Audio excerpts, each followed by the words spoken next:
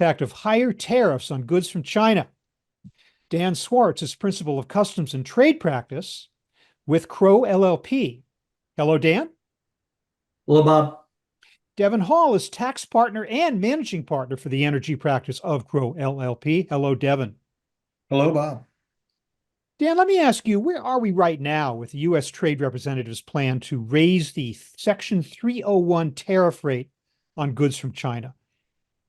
We're in a bit of a holding pattern right now. We're waiting for an announcement from the U.S. Trade Representative in terms of next steps in terms of implementing another round of tariffs, Section 301 tariffs on Chinese originating goods. We're expecting an announcement from the USTR before the end of this month.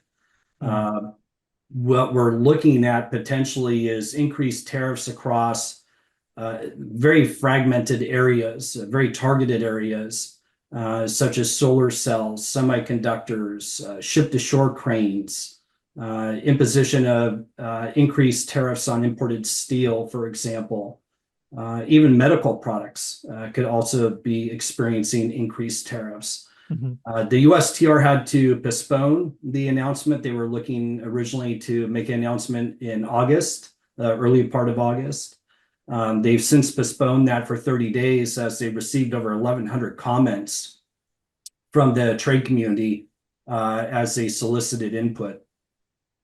I should note that this conversation is taking place during the last week of August, so that by the time our viewers see this video, the USTR might indeed have moved ahead and made those announcements, but this is where we are at the moment. Are these items, Dan, on which a certain amount of tariffs were already imposed, or are they things on which tariffs had not yet been imposed? Kind of a mix of both. So for steel, for example, it had a 7.5% tariff that will be increasing to 25%. If the USTR goes along with what was originally proposed.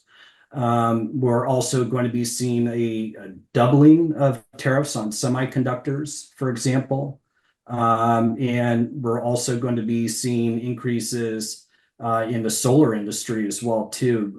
It's going to have, I think, a real significant impact in those particular industries. We're already seeing a lot of Chinese investment that's coming over into the United States and Mexico and Central and South America in those two industries. I want to delve more into the forward impact of that latest round, but first I just want to ask you a little bit more, Dan, about what has been the impact to date on imports from China from the previous tariffs imposed by the Trump administrations and retained by the Biden administration. Well, it's added $50 billion a year to the federal bank in terms of revenue collection a year, but it has not really stemmed the flow necessarily of Chinese imports, particularly consumer goods are coming into the United States. There's a lot of companies, obviously, that have made adjustments in their supply chain. They're not totally entrenched into China. They're looking elsewhere for production, particularly of critical components. And there's a lot more nearshoring occurring as well, too. We're seeing a huge industrial boom that's starting to occur in Mexico as a result. Has it really changed the playing field between the U.S. and China? Not necessarily. And I think that's part of where things stand today. You have an approach by the Biden-Harris administration that I think has been a little bit more surgical. They've kept the existing Trump tariffs in place. As part of a 4-year review, they went and looked at certain critical industries where they feel like there's still exposure with Chinese imports and decide to look at applying those tariffs. Again, EVs, solar industries, semiconductor, et cetera. And so it's been really like a very surgical approach. Trump, on the other hand, is looking more of a shotgun approach, talking about imposing a universal tariff ranging from 10 to 20%, and then additional tariffs on Chinese imports. The numbers of 50 to 60% have been floated.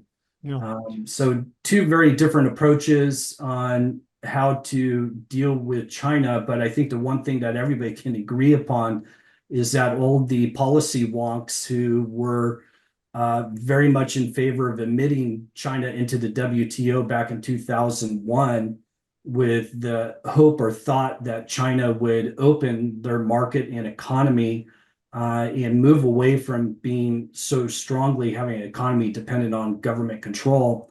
I think they've reverted that thinking now and are more in line of there has to be either increased tariffs, quotas, but the one thing I think that's really a missing ingredient here is international cooperation and getting these other countries like the EU, Canada, some of our larger trading partners to go along with us. Maybe not necessarily applying the same methodology in terms of tariffs, but definitely taking a harder stance on preventing China for effectively overtaking large industries like technology. Devin, with your focus on clean energy, what have you seen has been the impact on that sector, and what do you think will be the impact going forward with this latest round of tariffs? I do think it will negatively impact that industry. I do agree with some of the things that Dan said around foreign investment that we're seeing in the US in the manufacturing sector for renewable energy. We've seen a number of companies come in from China, from Asia, and build manufacturing facilities here in the US. A lot of this is being driven by the Inflation Reduction Act. It's truly an industrial policy when you break it down. And friends in Europe were not very happy with the IRA, but we are seeing a lot of direct foreign investment, particularly from Asia, in the manufacturing of solar components, wind components, and they are receiving the incentives that were included in the Inflation Reduction Act. So the higher the tariffs, I think, do have a drag on some of that manufacturing or some of the components that, 80 to 85% of those renewable energy property components were historically manufactured in Asia. We're seeing it slowly migrate that supply chain over to the US. And the IRA was a driving force in that. I mean, obviously, we're seeing the direct foreign investment from China into Mexico as well, starting to build that relationship up and develop those manufacturing supply chains in Mexico. So China's still a player and still getting some benefit out of this, especially to the extent that they're able to get around the tariffs, for instance, by producing the solar panels in Southeast Asia and shipping them as if they came from there. Is that a big factor right now? Is China indeed finding ways to sidestep some of these tariffs without it being hurting them in particular? Yeah, I don't know if they're sidestepping. I know that they are making those investments in the US so that they are avoiding some of those tariffs as they're coming across shore. I can't tell you exactly, how much they might be working around the edges, but we're seeing them make the investment here in the US, and we have a number of companies that are producing solar panels that are coming from Mexico as well with direct Chinese investment.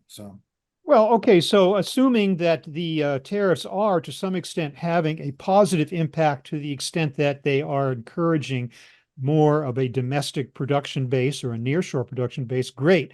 But at the same time, Dan, maybe you can kind of just give me the larger sense here. Do these latest actions perhaps signal an even deeper plunge into protectionism, both in the US and around the world? And I'm wondering, does free trade have any advocates anymore anywhere? That's a good question.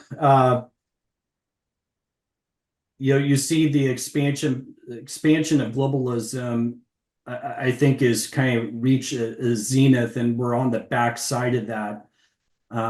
Like I mentioned earlier, I think a lot of the people who were very much involved in the policy decisions of admitting China into the WTO back in 2001 are now looking at this as a situation where something probably should have been done a decade or so before. We're trying to get toothpaste back in the tube here, and maybe too little too late. We saw with the safeguards that were imposed against China, the quotas on apparel products with the WTO mission of China in early 2000s, China unbolted a lot of their apparel manufacturing equipment and moved it in other places around Southeast Asia to get around those safeguards. So what we're seeing today in terms of them relocating assets, creating new joint ventures and nearshore countries isn't that unusual. We've experienced this before. But in terms of free trade advocacy, there's nobody, I think, on the right or left who is lifting that flag today and saying that the way to the future is lower tariffs and lower trade barriers. I don't think anybody's really shouting that from any rooftop today. Well, I look forward to continuing this conversation as the impact of the latest round of USTR tariffs takes hold and we see what's going on. And I'd appreciate the opportunity perhaps to talk to you gentlemen further in the future. But in the meantime, Dan Schwartz and Devin Hall of Crow LLP, thank you both, gentlemen, for your insights into this critical issue. Thank you very much for your time. Thank you, Bob. Thank you.